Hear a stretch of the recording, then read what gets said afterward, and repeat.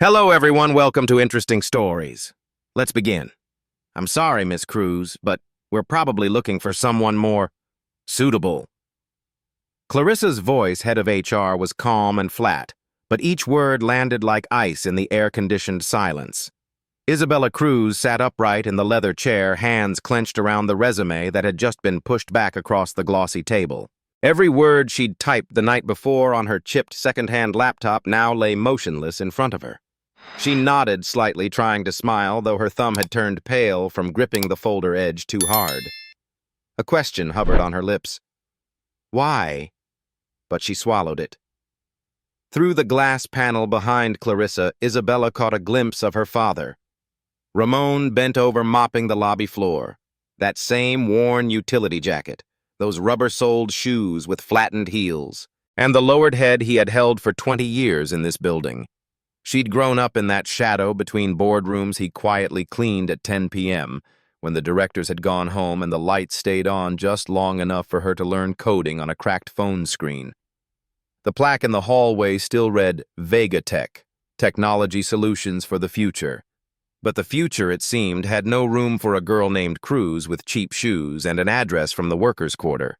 Clarissa gently slid back her chair, standing with the subtle signal that the interview was over. You have potential, but Vegatech is aiming for candidates with a more fitting background. Isabella stood up, nodded politely, and thanked her like we're all taught to do even when being dismissed. She walked out with her back straight, chin slightly lowered so no one could see her blink back tears one more time. Just then the intercom blared. A man's urgent voice echoed through the building. Immediate assistance to conference room A.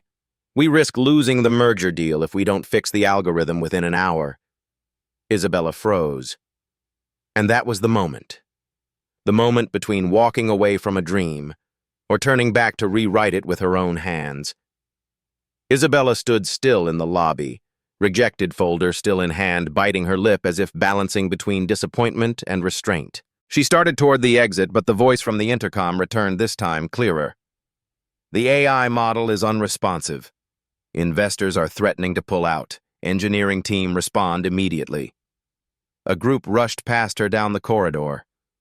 Through the slightly ajar door of the meeting room, Isabella caught a glimpse of chaotic lines of code on a whiteboard. Math.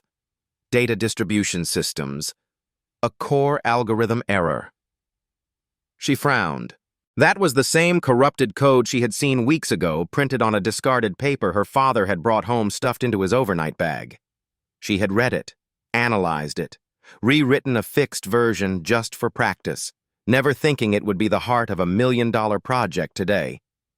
She turned to leave, then stopped, then stepped back toward the open door. No one called her. No one asked her to return. But deep down, Isabella knew, I'm not here to beg for a job. I'm here to prove that value doesn't require permission to exist.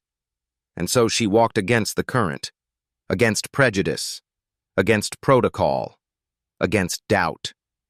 She moved quickly across the lobby, headed straight toward the slightly open meeting room. But before she could reach the door, a hand blocked her. Sorry.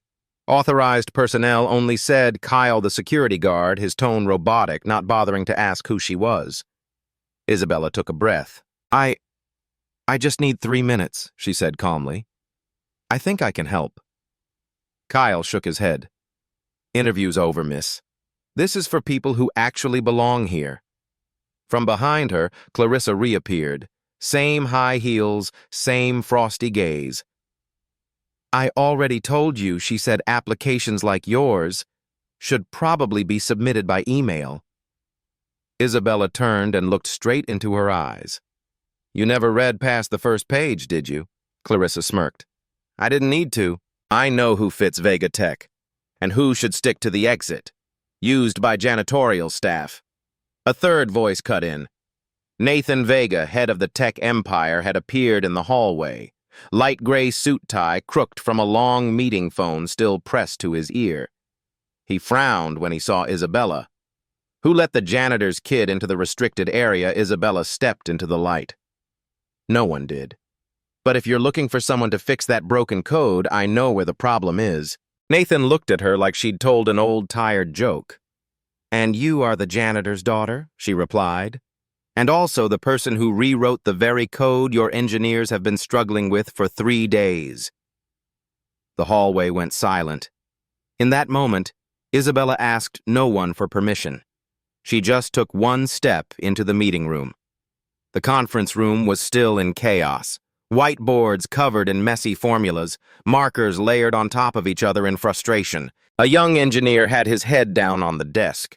The CFO was pacing phone pressed tightly to his ear. No, we don't have a fix yet. The dev team says it can't be resolved in 24 hours. His words trailed off as Isabella pushed open the door. All heads turned, surprised, confused, some visibly annoyed.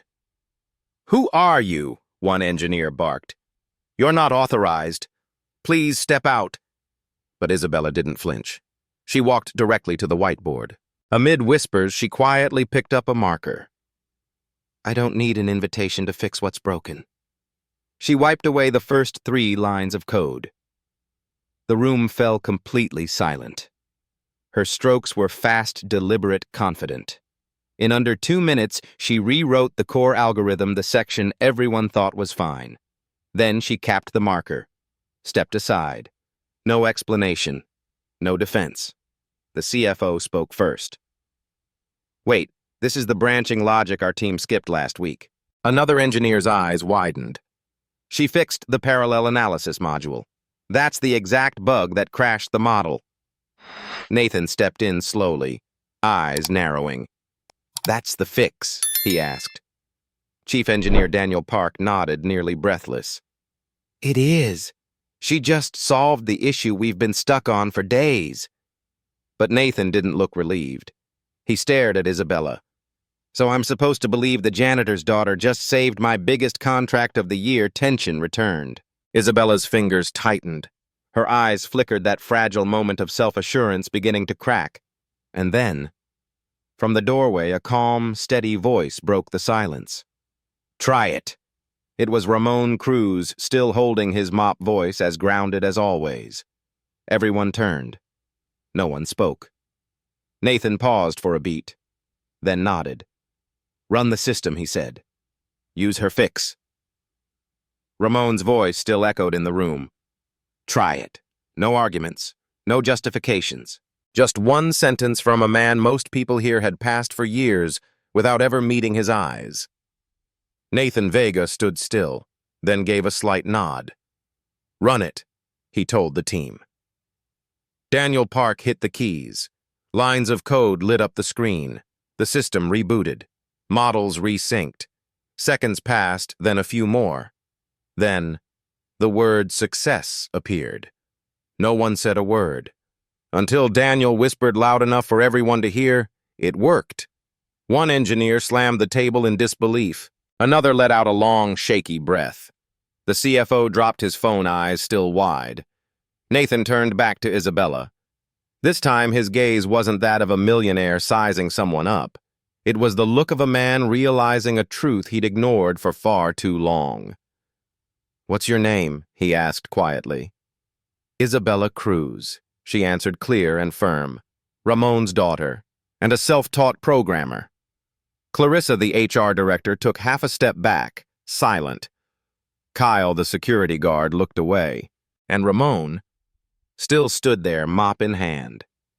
No applause, no head nods, just a small, proud smile like a father who knows his child finally stood tall. That afternoon, the Vega Tech building stayed lit like always. But something had changed. The conference room on the 19th floor was left open, and one seat was now permanently reserved. Isabella was invited back. Not to resume the interview that had been cut short, but to receive an official offer. Strategic Algorithm Advisor, a management-level position, working directly with the lead engineering team. The offer came straight from Nathan Vega himself, no HR, no intermediaries. I don't buy loyalty, he said bluntly. I invest in the kind of capability this entire company just witnessed. The next morning, Isabella sat at her new desk. On the table, a high-performance laptop stacks of technical documents and a single green highlighter pen, the same kind her father used to mark smudges on the whiteboards he cleaned every night. She smiled.